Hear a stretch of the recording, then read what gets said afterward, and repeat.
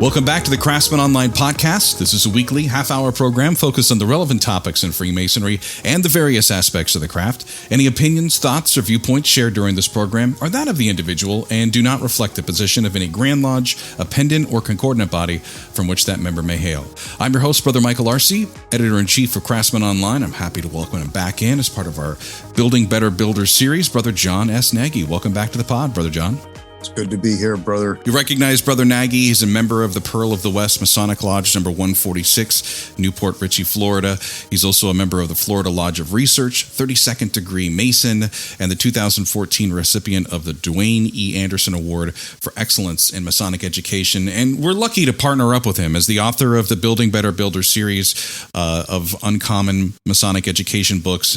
We know him from the workshops, his blog, just endless thoughts, and we're going to continue to build on this series with our topic this week, which is the working tools of Entered Apprentice. And while I was getting into this episode, I found a medical research article, which I found that was interesting, written last year by Brother Jonathan Koppel, and he's an Entered Apprentice and medical student at Baylor. And in his paper, he talks about the two known working tools of Entered Apprentice. We'll start there. The 24-inch gauge and the common gavel. And he shares these as the perspective on a medical profession, connecting the working tools with what he learned in medical school.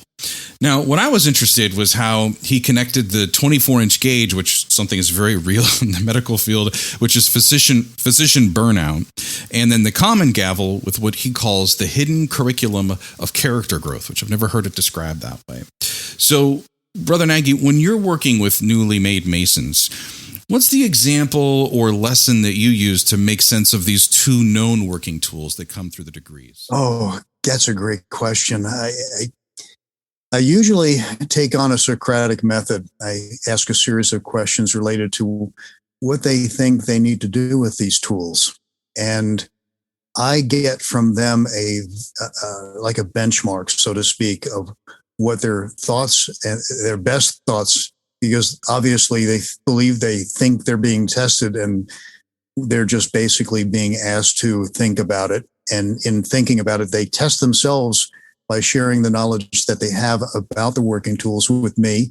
I don't think a lot of entered apprentices go beyond what they've been told. So they'll regurgitate exactly what they remember hearing, or they'll say verbatim what it is that the proficiency tells them to say about the working tools, and they leave it like that, and they smile like a Cheshire cat, and they want to pat themselves on the back.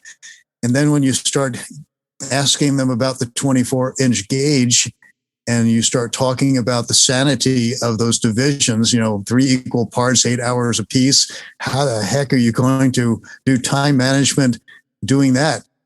And my usual comment back to them is, brothers, you got to throw out that notion that is quantity. And they look at me like I've got 3 eyes, and they say, well, you're using the number 8, how could that not be quantity? And that's about when I start introducing the apprentices the understanding that numbers don't always denote quantity. And sometimes they denote quality. And they look at me like they have no clue as to what it is that I'm talking about. And that's when I whip out the good old scriptures. And I say, do you think the number 40 is actually 40? 40 days and 40 nights, 40 years in the desert. And they say, well, it says 40. And I said, do you know that Hebrew, there are no numbers? It's all written out. That numbers are written out as words, and you're not supposed to take them as quantities most of the time. They denote quality. And then I go back to the 40.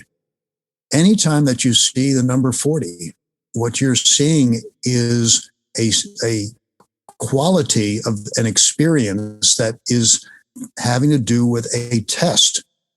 40 days and 40 nights in the wilderness. Jesus was out there for 40 days and 40 nights. Not a number. It's a quality. He was being tested. Just like Moses. Moses was wandering in the desert for 40 years. Was it 40 years? No. The 40 denotes he was out in the desert being tested. And anytime you see the number 40, it denotes a test. It's a symbolic representation. just like the number 7. 7 denotes completion. If you take a look at all the times that the number 7 appears in texture, in the text, you're being told that what's going on is until completion.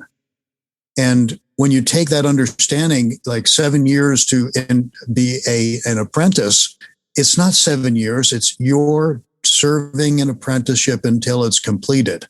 And the number 7 denotes that, just like the 7 liberal arts and sciences.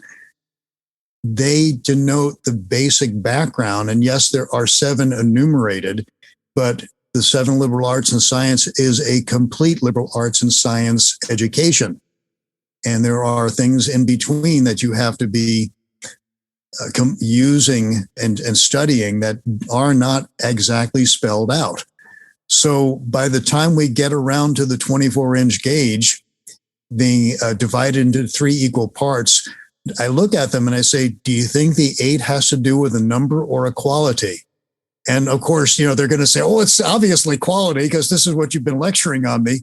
The 8 denotes more of a balanced experience between those 3 divisions than having to do with numbers in any way, shape, or form.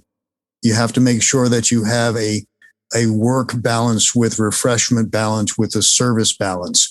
And so, if you have to work 10 hours a day, then basically you want to make sure that whatever time you have left is going to first and foremost be refreshing, and whatever time you have left in between that is towards service work. What you really want to do with the 24-inch gauge is understand that it denotes a work, refreshment, and service balance, and that it's really not about the numbers. It's making sure that no specific area dominates your life to the exclusion and detriment of the others, so the others are not taken care of. I love how you framed it in that, yeah, the newer brothers, they don't, we hand them these working tools. We say, we present you with these tools. We're basically giving them the definition of what it is. Once you said that, it really rang true for me, because I'm like, I really didn't start thinking about how I was going to use these working tools until I got to the Fellow Craft and the Master Mason degrees, where now I'm a student. I've been through this first degree, these first 2 things that you're given. You are completely reliant on somebody else to tell you. We are talking not about the literal meaning of this, but the speculative meaning of these things, the deeper esoteric value of it. We're using the terms, these are operative tools, but we use them speculatively. What is not said in between the words, but it should be understood, is here's practical tools. And what we're going to do is use them practically in a symbolic way.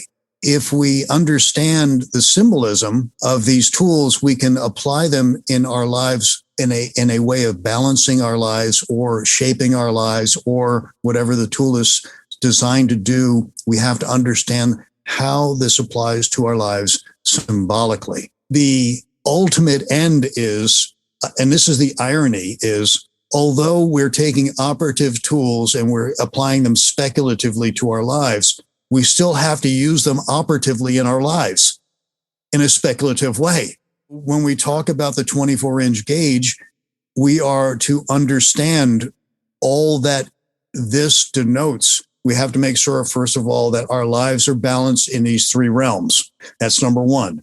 And then we have to understand what setting priorities is, because when we are divvying up our time, we have to establish priorities as how we're going to use that time, and the aspects of our lives that we can never go back to because of our vices and superfluities that we're supposed to be divesting.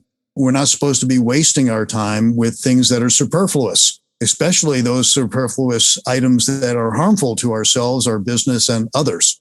We've got an operative tool that we're supposed to be using speculative, but actually, even on our speculative use, we're supposed to be using them in an operative way for our own lives. And so we're bouncing back and forth like a ping pong, and we're trying to make sure that the candidates are not lost in all that transition back and forth.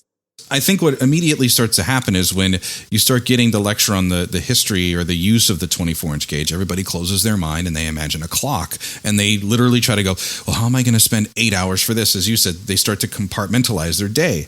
And I like you, have written, a thought piece about this, and that basically, it's the 24 hours of the day. You don't spend it all in one shot. It's like acquiring your step goal with your Apple Watch. You're going to use a little bit in the morning. You're going to do some throughout the day. And by the end of the day, that's how you measure that you've invested your time.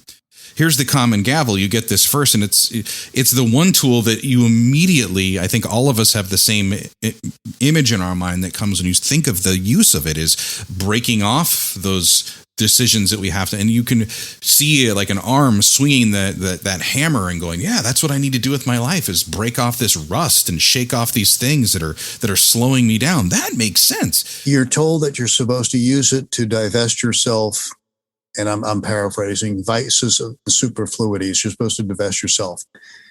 But unless you've actually understood what a vice and a superfluity is, how do you know how to aim that gavel to start divesting? I mean, you seriously do not want to start whacking that ashlar until you know what it is that you need to be taking off. And so how do you know? Well, interestingly enough, imagine, if you will, a flanked circumpunct, the point within a circle flanked by two perpendicular parallel lines.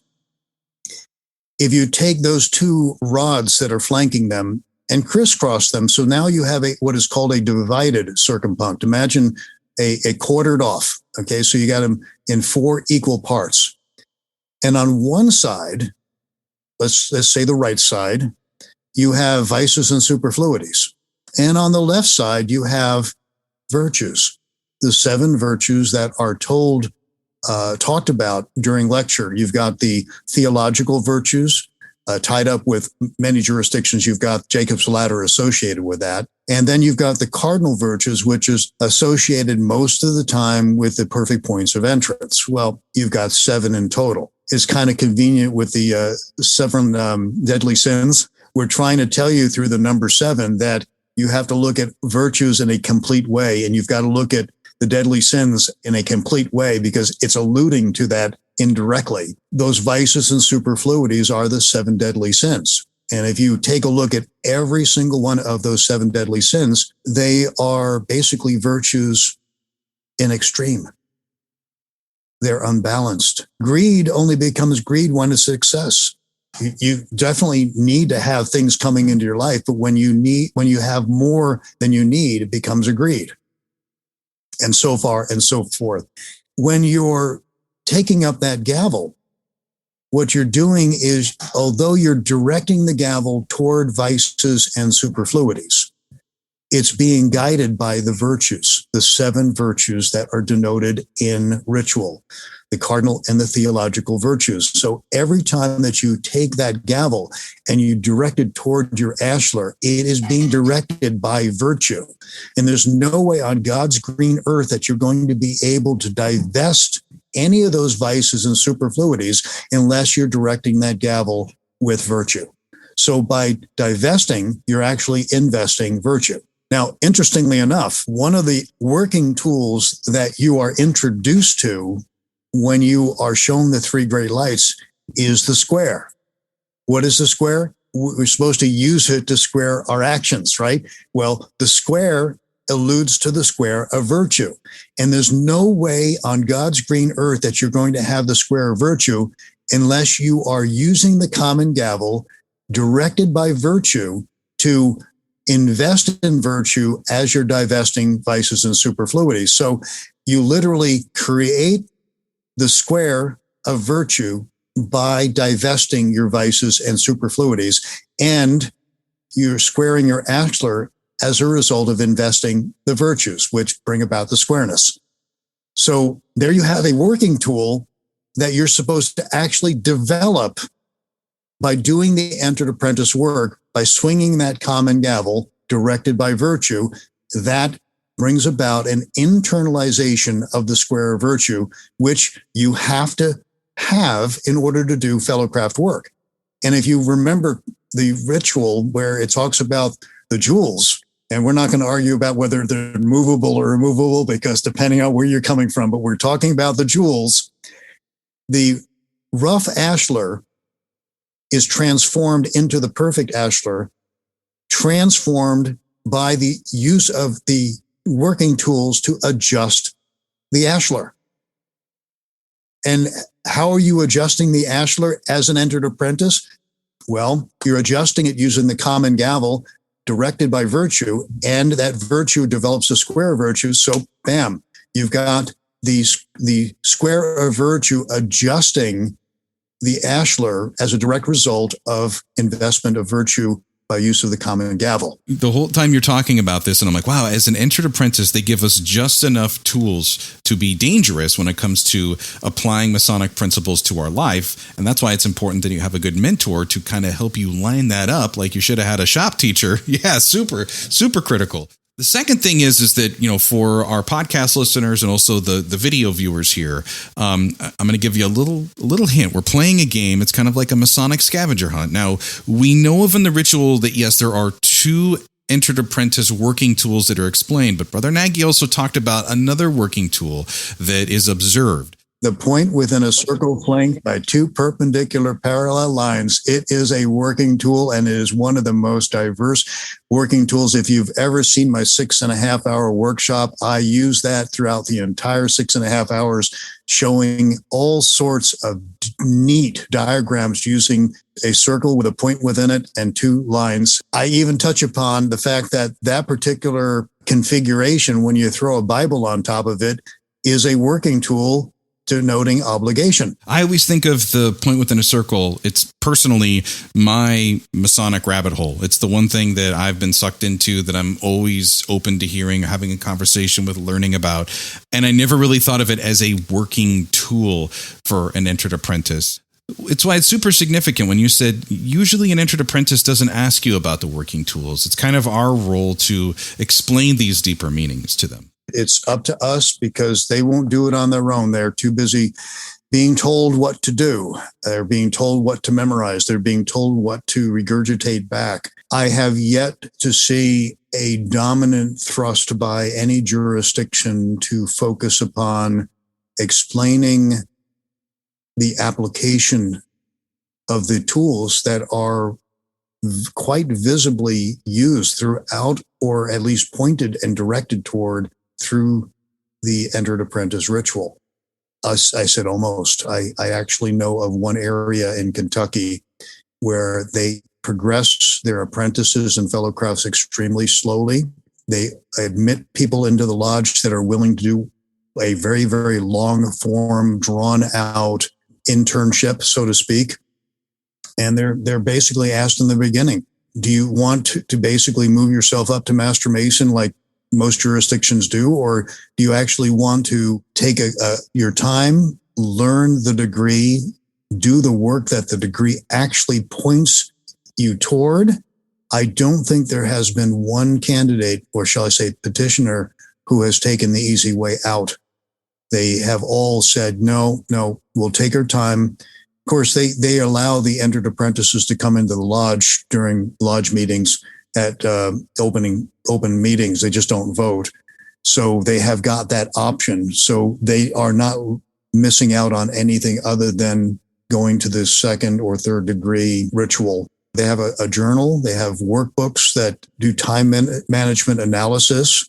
They set their priorities and they communicate and talk about what they are. They have a mentor that they can talk about their specific vices and superfluities in confidence, chest to chest, so they can start looking at what it takes to divest themselves of the ones that are causing the greatest challenges in their lives.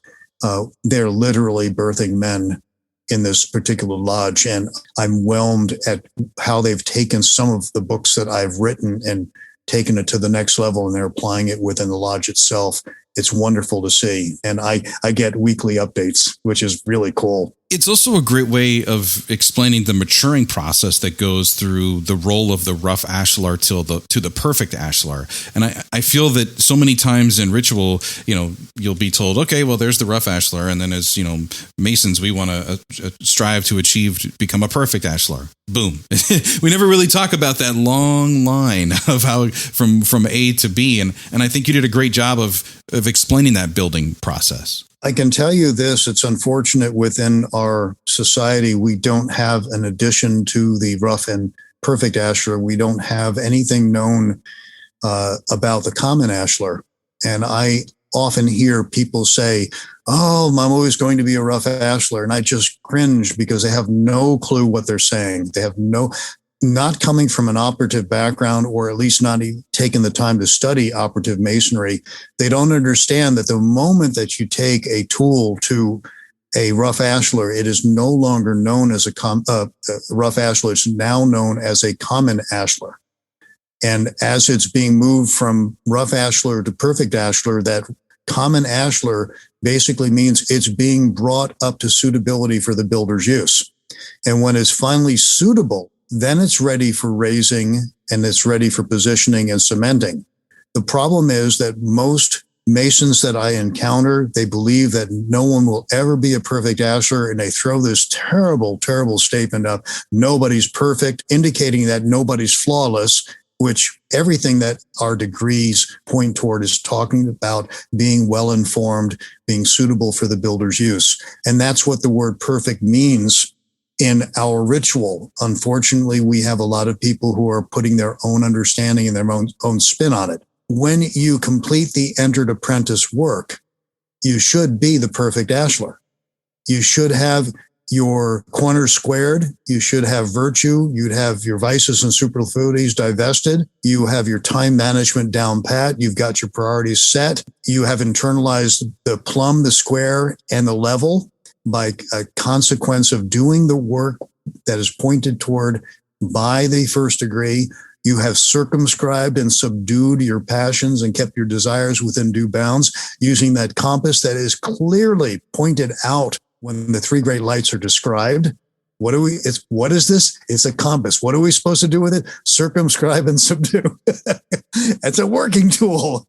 Ironically, when you get to the fellowcraft level, you are ready to be raised. You're shown a staircase. And what are you supposed to do? You're supposed to haul your butt up the staircase, haul your ashlar up the staircase. By that point, we have studied what was needed to be studied in order to be basically celebrated as a fellowcraft, a full-fledged masterful Mason. And the Master Mason degree is merely a ceremony that confirms that you've done the work of raising yourself by climbing up that staircase. The more that you're explaining things, I was just watching the news tonight after dinner before we had the taping for our podcast. And here in the DC area, they are reopening the Washington Monument finally. And it'll be open this summer and people will be able to go back up to the top of it. And they were explaining, 555 and some odd, feet tall. And the thing that was neat was the reporter said, and it's the oldest and tallest Masonic building. And I paused for a second. I'm like, really? Oh, yeah. And then because it's made of stone. And it got to that whole point of we were talking about the perfect ashlar, the common gavel, and using our minds as stones and coming together as Masons. And that it's important that when you talk about the role of the entered apprentice, that really it's open to the rest of us lodge members to help this new brother find his way into the craft, to understand that this is what we're all trying to do, because we're all trying to lift our minds up like that Washington Monument to that greater goal in life. I'm sure we've opened a lot of eyes with this episode on, wait, there's more than one working tool for an entered apprentice. To just kind of recap with things, we talked about the first two, and then the others that an entered apprentice is exposed to. And then when you really start applying your own mind and knowledge of the craft, you're like, yep, this all makes sense. For you, Brother Nagy, what do you believe the first working tool an entered apprentice must kind of set in order to make all of these others work and do the work that's possible? And why would you pick that tool? it would be the plumb. And although it is emphasized as a fellow craft working tool, if an entered apprentice comes in and they put their hand on that volume of sacred law, that book ought to be emblematic of what is etched in their hearts. And if they put their hand on that volume of sacred law, they're obligating themselves to, first and foremost, not share any secrets, don't ruin it for anybody else, support their brothers, but above all, they are obligating themselves to be better than they are now. And by setting their plumb on that holy writ, they are setting a standard that they are to measure themselves by and all other people that they encounter. And yes, it's not just ourselves that we will be judging by that plumb. We'll be judging others. Why? Because if you remember later on in our obligation, we are to judge our brothers with candor. And we are supposed to reprimand them in loving and brotherly ways. And we are charged to do this. Well, you can't do that unless you've got a standard that is unshakable. And as it's said in the Holy Scripture, Amos, I'm going to set a plumb in the middle of my people. And as much as I love the words that are said in Scripture, it essentially says, not only I'm going to set this in the midst of my people, but I'm not going to let anything pass by me anymore. Everybody's going to be judged by that plumb, and I'm not going to overlook anything any further from this point on. And it's any small wonder that that beautiful, beautiful statement is stated to us to remind us that we are to do the same thing. We are not to overlook. We are setting a standard, and that's setting the plumb. If you're asking me, what is the very first thing that an entered apprentice sets, it's his plumb by taking his obligation on that holy writ that ought to be an exact copy of what it is that's etched in his heart already. I just can't get over how many newly made Masons, especially in New York State, as we get ready to close, the lodges for the summertime, who are hearing this podcast and getting so much out of it, but also us Master Masons who have been in the craft for a while that might be a little rusty with some of these tools. Just what a wonderful workshop this was for the mind for the summertime. So thank you very much, Brother Nagy, for coming back on. You're most welcome. And I'm going to do a shameless plug. If you enjoyed this podcast, I do a full 40 to 45 minutes going through the working tools that an entered apprentice would work with and develop if they actually did the work that the entered apprentice degree points them to. And if you have an astute mind and you go through the ritual, you're going to have some aha moments. If you're looking for working tools, they're actually there described.